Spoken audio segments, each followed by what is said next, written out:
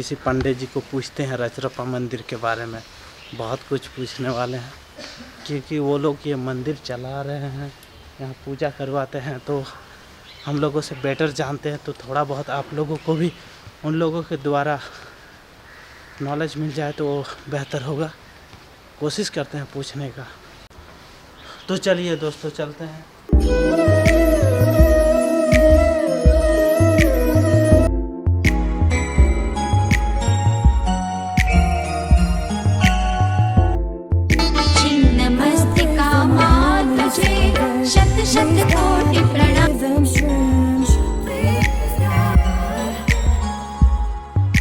नमस्ते दोस्तों, हम लोग रजरप्पा मंदिर में आ चुके हैं और जैसे मैं आप सभी से वादा किया था, किसी पंडित जी से, किसी ठाकुर जी से आप सभी को रजरप्पा मंदिर का जो मान्यता है, जो 10 महाविद्याओं का शरण किया जाता है, यहाँ पूजा अर्चना किया जाता है, उसके बारे में पूछूंगा आप सभी के लिए। आप सभी जाने रजरप्पा मंदिर का महत्व क्या है, इसका इतना मान्यता क्या है, स्वयं हम सभी को बताएंगे एक पंडित जी।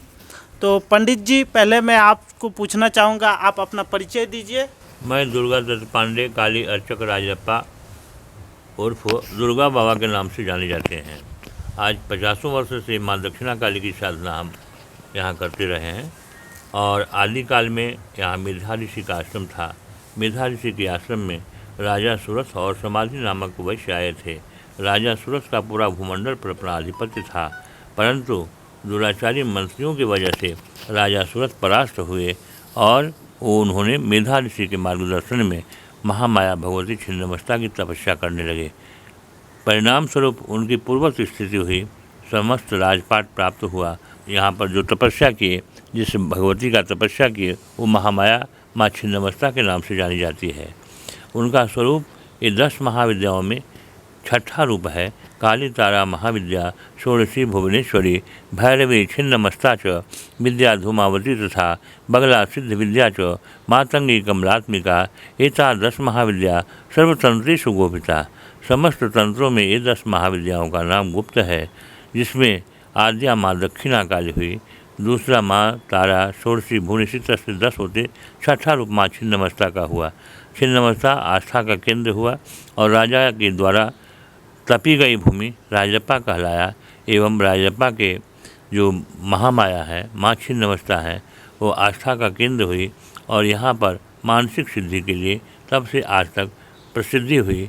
लोगों के द्वारा जैसी जैसी मानसिक किया गया, जैसी जैसी धारणा की गई, माँ की कृपा से वो उनकी मानसिक पूर्ण हुई और तब से विशेष रूप से आस्था का केंद्र बना और तब से आज तक यहाँ पर बहुत सारे साधक आए, बहुत सारे याचक आए, बहुत सारे पर्यटक आए, जो अपनी अपनी मानसिक सिद्धि को प्राप्त कर राजरप्पा का दर्शन, यहाँ का प्राकृतिक सौंदर्य भी उसी प्रकार का है जिस प्रकार से दामोदर और भैरवी के संगम स्थल पर माँ छिन्नमस्ता विराजती है। दामोदर विशेष रूप में अपने गर्भ में बहुत सारी खादानों को लेकर के आई है और भैरवी जो है यहाँ पर आगे यहाँ पर विद्युत उत्पादन केंद्र होता है। आगे तेनू घाट जाता है, जो दोनों नदी मिलकर के उसका जल तेनू घाट डैम में चला जाता है और उससे पानी, उस पानी का उपयोग बहुत सारे फैक्ट्री, बहुत सारे उद्योग, बहुत सारे पनबिजली जिससे बनते हैं वो बनाया जाता है। और तब से आज तक माँ के यहाँ जो 10 महाविद्या का जगह है, प्रसिद्धि है। यहाँ पर बहुत सारी यातायात की सुविधाएँ हैं। रामगढ़, रांची, पूरी झारखंड, पूरे भारतवर्ष, यहाँ तक देश विदेश से भी लोग आकर के माँ छिन्नमस्ता के संबंध में जानते हैं। साधक आते हैं, साधकों के द्वारा 10 महाविद्या में अनेक प्रकार की साधनाएँ की जाती है। खासकर अमावस्या पूर्णिमा को विशेष लोग आते हैं, ग्रहण के समय में विशेष लोग आते हैं और कार्तिक कृष्ण अमावस्या को काली पूजा जो की जाती है उसमें बहुत सारे साधक आते हैं और प्रत्येक वर्ष शायद यहाँ पर माँ दक्षिणा काली 10 महाविद्या की साधना करके चले जाते हैं। यहाँ पर माँ पीताम्बरा का स्थान है। माँ पीताम्बरा के यहाँ अनेक प्रकार के दुष्टों से मुक्ति पाने के लिए, अनेक प्रकार के मामला, मुकदमा, केस या परेशानी से मुक्ति पाने के लिए लोग विशेषतः माँ पीताम्बरा की साधना करते हैं, जो माँ बगला के रूप में जानी जाती है। खास करके त्रिपुर सुंदरी माई का साधना करने वाले लोग ही यहाँ पर आते हैं और माँ छिन्नमस्ता के साथ साथ दसों महाविद्या का अनेक प्रकार की साधनाओं के फलस्वरूप यहाँ पर राजरप्पा की ख्याति बढ़ती गई और पर्यटकों का आना जाना विशेष रूप से होता गया। आने जाने की बहुत सारी सुविधाएं हो गई है, यहाँ पर रहने की भी व्यवस्था हो गई है, बहुत सारे धर्मशाला हो गए, बहुत सारे हॉस्टल हो गए। तो रहने की यात्रियों की सुविधा के लिए शादी विवाह उपनयन इत्यादि की सारी व्यवस्थाएं होती हैं और यहाँ पर प्रत्येक साल करोड़ों के रूप में पर्यटक आते हैं और साधना करके जाते हैं, दर्शन करके जाते हैं, पर्यटक करके चले जाते हैं। और यहाँ पर सिद्ध पंचमुंडी आसन भी है। माँ छिन्नमस्ता का सिद्ध पंचमुंडी आसन जो 5 जीवों के मुंड लेकर के जागृत कराया गया, जिसमें माँ छिन्नमस्ता का अलग है, माँ दक्षिणा काली का अलग है, 5 जीवों का मुंड है, जिसमें 5 वृक्ष लगाए गए जो पंचवटी के नाम से जाने जाते हैं। उसमें नीम है, बर है, पीपल है, आंवला है, बेलगाछ है। ये पंचमुंडी आसन कहलाता है। सिद्ध पंचमुंडी आसन जो जिसके मार्ग के होते हैं, जिनकी साधना करने वाले होते हैं, तो गुरु के मार्गदर्शन में वो यहाँ आकर के साधना करते हैं, हवन करते हैं, पूजा करते हैं, जप करते हैं, पुरस्करण करते हैं और दशांश सारी व्यवस्थाएं करते हैं। इसलिए यहाँ राजरप्पा की दिन प्रतिदिन विशेषता, यहाँ की ख्याति, यहाँ का जश, यहाँ का सौंदर्यीकरण विशेष रूप से लोगों को भाने लगा है। पंडित जी, एक कहानी हम लोग सुने हैं माँ छिन्नमस्तिका के बारे में। वो कहानी ये है कि माँ छिन्नमस्तिका भैरवे नदी पे नहाने जा रही थी, तब उनके जो 2 सहेली थी, जया विजया का जो कहानी है वो थोड़ा दर्शकों को अगर बता दें तो बड़ा मेहरबानी होगा। वो कुछ ऐसी भी किंवदंताएँ कथाएँ होती हैं, लोगों को ये बोला जाता है, लेकिन दरअसल में मेन उनका ये तथ्य है कि हम लोग के अंदर, हम इंसान के अंदर 3 प्रकार की प्रवृत्ति होती है, सात्विक, राजसी और तामसी। सत्वरज तम का द्योतक है जो माँ छिन्नमस्ता का स्वरूप आप देखते हैं कि वर्णिनी, डाकिनी और योगिनी 3 योगिनियों के साथ माँ थल कमल पर चतुष्खर्त योगिनी यंत्र पर अवस्थित है। उनके पैरों के नीचे रति और कामदेव हैं और वो अपने मुंड अपने दाहिने हाथ में लिए हुए हैं। 3 रक्तधारा जो चल रहा है, एक वर्णी और एक दूसरा डाकिनी और तीसरा स्वयं अपने। ये इस चीज़ का द्योतक है कि हमारा सृष्टि ज्यों की त्यों बनी रहे, इसका प्रलय न हो, इसलिए उनके हाथों में मुंड है और 3 रक्तधारा का प्रवाह चल रहा है। धन्यवाद पंडित जी। दोस्तों, तो आप सभी जैसे देखें कि पंडित जी हम सभी को यहाँ माँ छिन्नमस्तिका का, राजरप्पा मंदिर का जो मान्यता है, जो लोक प्रचलन है, जिस पे माँ के प्रति इतना आस्था लोगों के ऊपर बना हुआ है, सब कुछ जानकारी दे दिए हैं। आशा करता हूँ आप सभी को ये जानकारी बहुत अच्छा लगा होगा। अगर अच्छा लगा हो तो कमेंट में ज़रूर बताएं।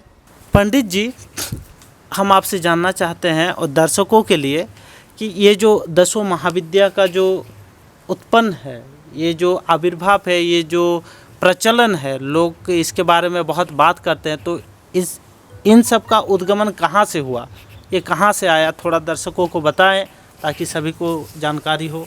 शिव पुराण के माध्यम से भगवान शंकर को अपमानित करने के लिए उनके ससुर प्रजापति दक्ष एक यज्ञ का आयोजन कर रखे थे और उस यज्ञ में समस्त देवी देवताओं का आमंत्रण मिला, लेकिन भगवान शिव को उस यज्ञ में आने की आमंत्रण नहीं दिया गया। परंतु माँ पार्वती सोची कि हमारे पिता के यहाँ इतना बड़ा यज्ञ का आयोजन किया गया, तो उसमें हमें भी जाना चाहिए। तो वो बाबा शिव से, भोलेनाथ से आदेश की आकांक्षा की माँ पार्वती, लेकिन भोलेनाथ बोले कि बिना आमंत्रण का कहीं नहीं जाना चाहिए। लेकिन माँ एक नहीं सुनी, जिद पर अड़ी रही।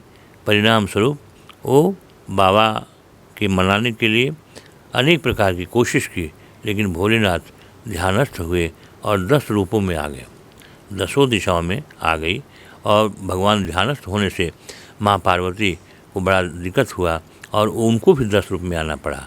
तो 10 दिशाओं में आच्छादित हुई जो 10 महाविद्या कही जाती है, जिसमें काली, तारा, षोडशी, भुवनेश्वरी, भैरवी, धूमावती, बगलामुखी, मातंगी, कमला और माँ छिन्नमस्ता के नाम से जानी जाती है।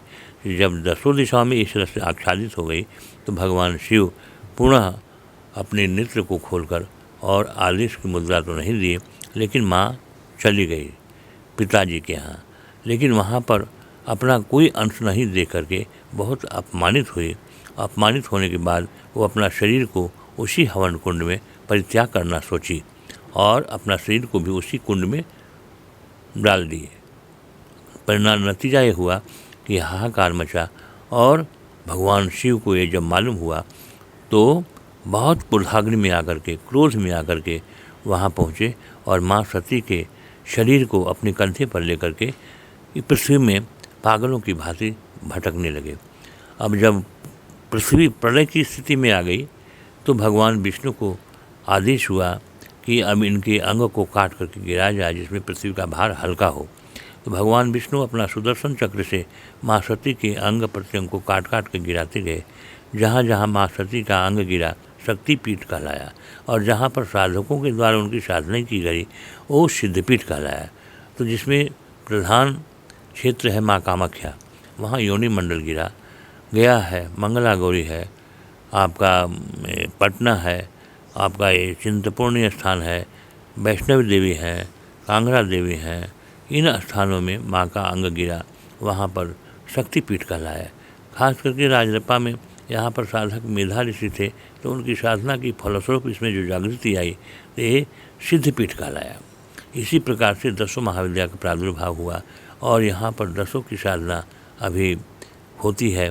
दसों की साधना करने के लिए जो उनके जैसे मार्गदर्शक होते हैं बताते हैं और आकर के दसों महाविद्या का साधना करते हैं। तो दसों महाविद्या जो हैं उनका प्राप्ति साधना किस लिए किया जाता है, उसका करने का फ़ायदा क्या क्या है, थोड़ा दर्शकों को बताएं। आद्या माँ दक्षिणा काली के साधक जो होते हैं तो हमें अपने जिस प्रकार से कल्प वृक्ष होता है कि कल्पना करो उसकी समस्त पूर्ति हो जाती है, तो आद्या छिन्नमस्ता दक्षिणा काली की साधना करने से अलौकिक शक्ति प्राप्त होती है। कलयति भक्षति प्रलय काले श्रवणति काली। काली का मतलब हुआ कि जो प्रलय काल में संपूर्ण सृष्टि को अपना ग्रास बना लेती है वो काली कही जाती है।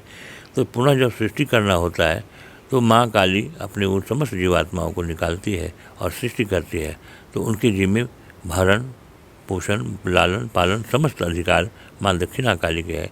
तो समस्त चीज़ों की प्राप्ति हेतु साधक माँ दक्षिणा काली की साधना करता है।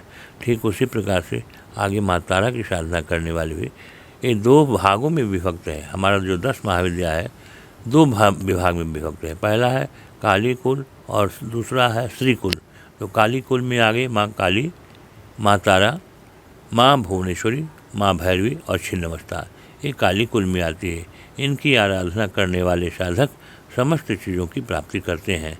और बाकी जो है श्री कुल हैं, जो श्री कुल की हैं वो अपने जैसे माँ बगलामुखी, माँ मातंगी, कमला, माँ त्रिपुर सुंदरी, अर्धुमावती, ये श्री कुल की देवी हुई। तो श्री की प्राप्ति हेतु इन पांचों की साधना 2 कुलों में विभक्त है। तो जिस किसी को भी एक की भी साधना कर लेता है तो समस्त चीज़ों की प्राप्ति होती है। मानव जो कुछ भी चाहता है सब चीज़ प्राप्त होती है। जैसे कल्पवृक्ष है, कल्पना करो तुम्हें समस्त चीज़ों की प्राप्ति होती है। ठीक उसी प्रकार से साधक यंग यंग चिंतते कामंग तंग तंग प्राप्नोति निश्चितम, जिस जिस कामों को लोग सोचता है साधक सोचते हैं वो पूर्ण होता है। ऐसी युक्ति है, ऐसी मार्कंडेय ऋषि की युक्ति है। आज तक इस बात को किसी ने नहीं काटा।